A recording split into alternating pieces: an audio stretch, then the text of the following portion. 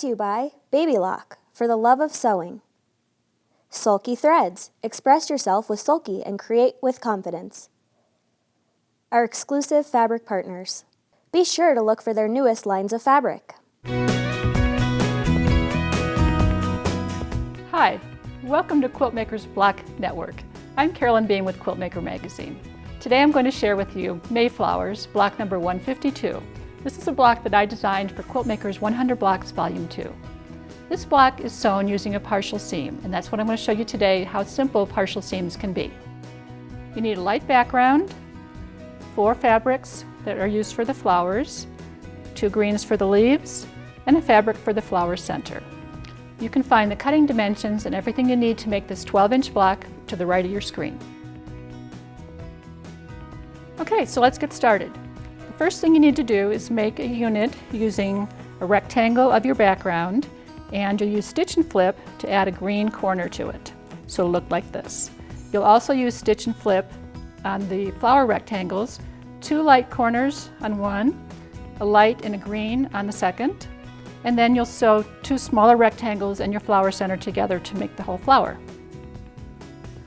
Okay, so you're going to take each of those units that we just made and sew them together to make a section. So you've got a purple section here for one flower, a red, a light purple, and a pink section. And they'll all be sewn to this center square.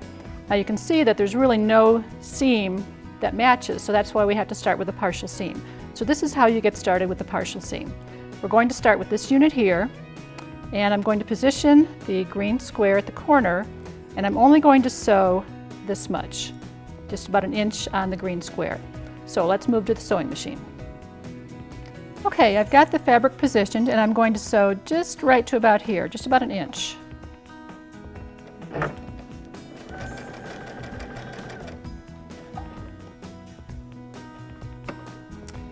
And then take it out of the machine and press. Okay, now you can see that I've left part of it unsewn, and I've also sewn with red thread so you can see this better. So now I'm going to press away from the center square.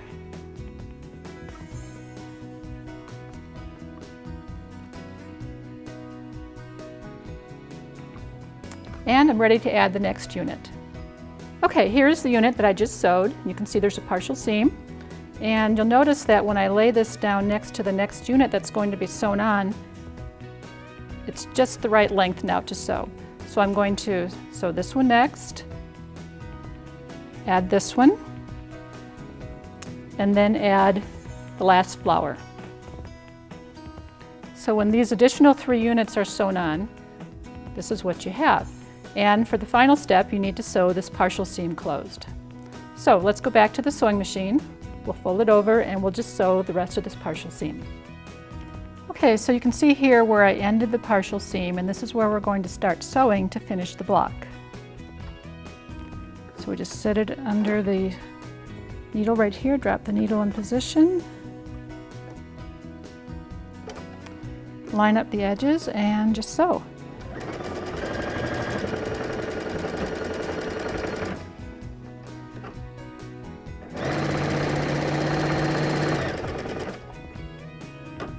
So here's the seam that I just finished sewing, and when we open this block up, there's your finished block.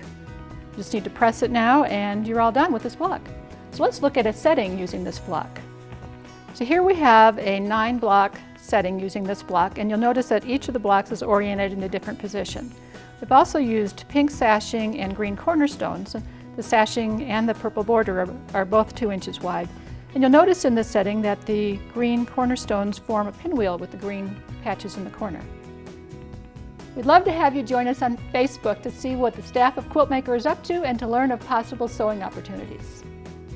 You can find Mayflowers and 99 other original blocks in Quiltmaker's 100 Blocks Volume 2. Thanks for joining me on Quiltmaker's Block Network, and I hope to see you next time.